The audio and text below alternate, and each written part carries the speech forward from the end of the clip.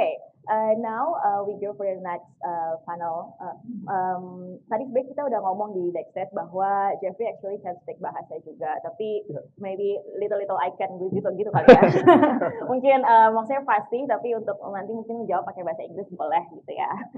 Okay, Jerffrey, maybe you can give us some insights about forest carbon and your project, of course, and how the efforts, everything. I think we would like to learn more from you. Thank you. Great, thank you. It's great to be on this panel with two other environmental entrepreneurs that are doing great work for Indonesia, but also the world. Forest Carbon is a company that restores and protects tropical forests in Indonesia, but also across Southeast Asia. And I start off the presentation with a photo of our flagship Sumatera peatland project that we're implementing with our partner Global Alam Lestari. That's restoring 23,000 hectares of degraded peatland forest in South Sumatra. But before I go into more information about our company, I want to give an overview of this emerging market for environmental services, and specifically carbon credits. Over the past couple of years, we've seen a record number of companies make net zero commitments. This is essentially a commitment for carbon neutrality from their operations. Culminating with the climate negotiations in Glasgow, Scotland last year, almost all of the Fortune 500 companies in the world now have net zero commitments, which is representing a massive portion of the world's economy, which is creating sustained demand for this new emerging market, with analysts predicting that it could hit $100 billion annually in the coming years.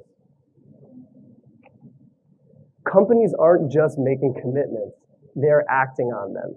And we can see from this slide that companies within the telecom, technology, energy, and also consumer goods sectors are now starting to buy hundreds of millions of carbon credits annually. And this is creating sustained demand for the market, but also right now is outpacing the supply of projects that can produce these carbon credits. Indonesia is a rainforest country and is considered one of the lungs of the world. And as a result, it has an enormous amount of potential to participate in this emerging environmental service market.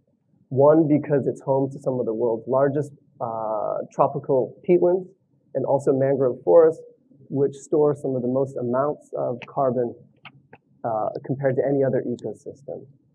And what we've seen over the past 10 years is that Indonesia has already been participating in these carbon markets. And there's a strong private sector participation.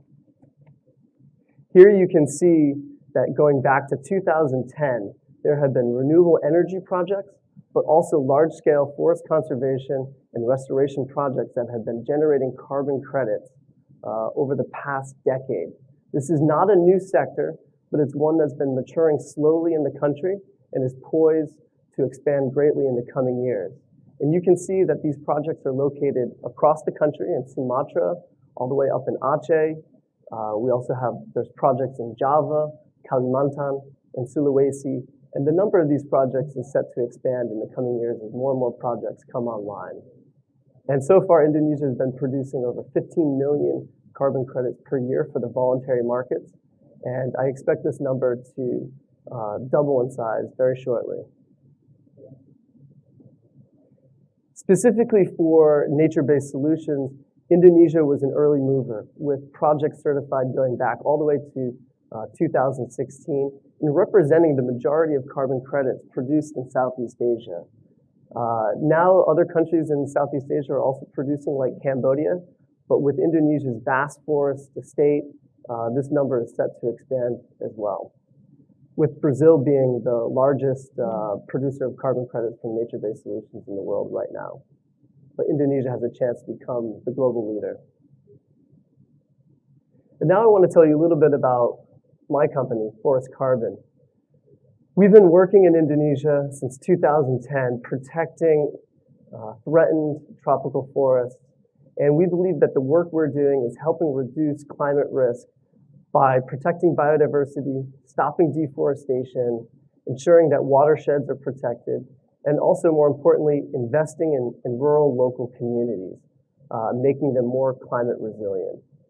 And we believe in a market-based approach to conservation, that we can leverage markets and create sustainable financing mechanisms that will help protect Indonesia's natural capital for decades into the future. We have a proven track record of success, having supported 4 projects to be launched, with 3 of them already certified and producing millions of carbon credits per year. We have a plan to launch new projects in 2022, covering a total of 110,000 hectares here in Indonesia, protecting habitats with endangered species like tigers and orangutans. And our Sumatra Meringue peatland project has already shown that it can be a viable business, creating returns not only for investors and our project partners, but also the Indonesian government and local communities. And we've done that through our success in contracting over $31 million in sales to customers around the world. And so here you can see a slide of some of our customers who buy carbon credits, and they represent some of the biggest brands in the world, such as AXA, Microsoft, Chanel, L'Oreal. And these companies are interested in buying credits not just from any place in the world, but Indonesia is important to them in the sense that they source raw products for their supply chains. And also Indonesia represents a very important downstream market for their products. And so new projects that are going to come online will be able to tap into this potential and really expand the work that we're doing. But in order to produce carbon credits, it takes significant amount of capital, action on the ground, in order for it to become a reality. So specifically looking at nature-based solution projects, so that's large-scale forest restoration and conservation projects. We can see how the Sumatra Meringue peatland project, which covers 30,000 hectares, is a habitat for endangered species. It's able to succeed because of a full-time staff located at the project site that's working on restoration, fire prevention, biodiversity monitoring, and very importantly, community development. Here you can see a slide of the 2019 fire season, which affected the entire region, and the orange and yellow dots represent where fires took place. Our project, located in the center of the slide, demarcated by the red boundary, we were able to prevent fire from happening, showing that we have a viable method of fire prevention. And we do this by having full-time staff trained in fire prevention, working 24 hours a day. We leverage technology such as infrared cameras to monitor for smoke. And we also utilize drones and satellites to detect and investigate hotspots. We also restore the hydrology of our peatland area. Almost all of the peatlands in Indonesia have been drained through the construction of small-scale canals, which were used to extract timber. And so our job has been to build dams as a way to bring the water level back up. And we've done that now, and we've been able to successfully bring the water levels back to pre-degradation levels, which essentially reduces all the risk of fire. We also work to reforest the area through assisted natural regeneration. We have nurseries. Our teams are constantly collecting new seedlings and planting these in areas that need them most. And you can see when we started the project in 2016, only 1% of our project area was forest.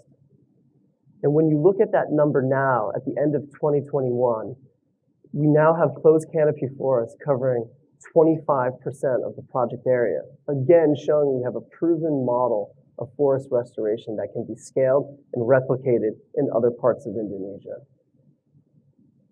We use technology to collect data from our site, sensors, to understand where the water table levels are.